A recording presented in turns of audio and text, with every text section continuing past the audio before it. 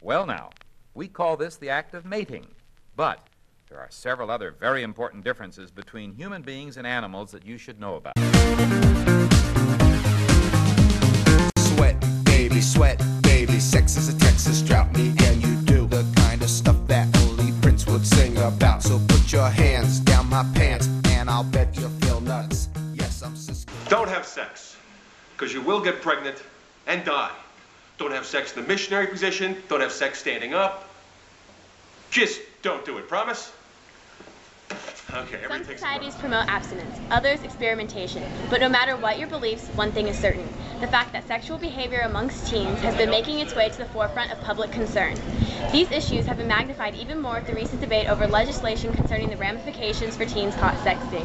Sexuality is a topic that has been more openly discussed since the sexual revolution that developed in the 60s and 70s as a result of a youth counterculture and feminist movement. Since then, survey data from the Centers for Disease Control and Prevention indicate that since 1995, 50% of unmarried American females between the ages of 15 and 19 were sexually active. These actions definitely have consequences, some more severe than others, including STDs and the fact that babies born to teenage mothers are more prone to health issues. And now we turn it over to our field reporter, who interviewed various Steele Canyon teachers about the subject. I'm Barbara Walters, and this is the Inside Edition. Here I am with Steele Canyon High School teacher, Mr. Madigan. How are you doing, Mr. Madigan? Excellent, sir. I had a few questions about teens and sexual activity. Firstly, what is your opinion on the rising number of teens becoming sexually active? I think it's a dumb idea. I think there's a reason every religion in the world has prohibitions on sex, and you guys don't know what the hell you're doing about anything right now.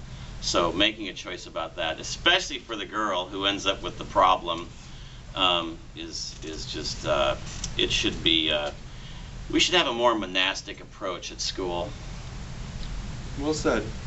And finally, if you had one thing to say to sexually active teens out there, what would it be? Grow up first. Especially you boys. I mean, boys, because you're a girl.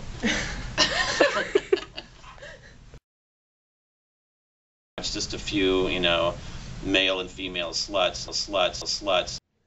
Go. Hi, I'm Stone Phillips. I'm here with another Steele Canyon educator, Mr. Casto. What differences do you see in the sexual activity among teenagers today compared to when you were young? That I see? I don't see any of their sexual activity, and I'd like to keep it that way. That would be very appropriate considering the recent seminar.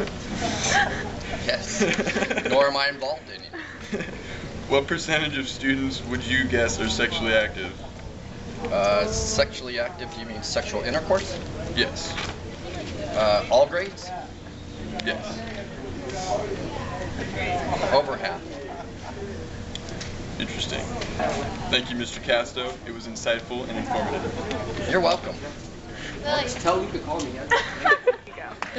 I'm here with Steele Canyon teacher, Ms. Bohe, and I'm going to ask her a few questions about teens and sexual behavior.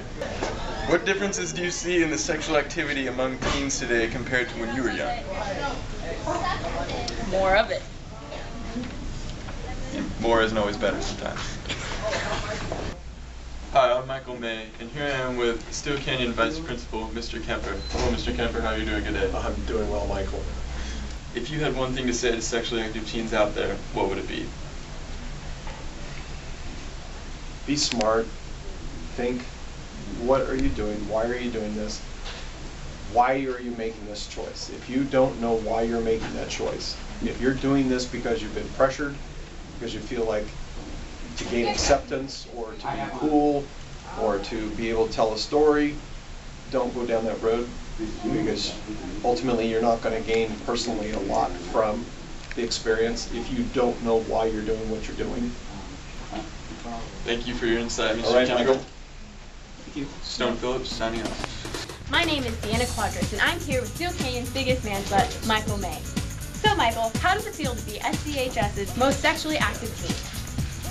I gotta say, it feels pretty good, but when I pee, it's pretty excruciating. Interesting. Have you ever experienced any of the negative consequences of teen sexual activity? Well, got in the clap more than 5 times, so let's just make it an applause. Okay. If you were a parent, how would you feel about your child having similar exploits? Let me start that off by saying I already am a parent. I fathered 5 children. You jerk, you never loved me.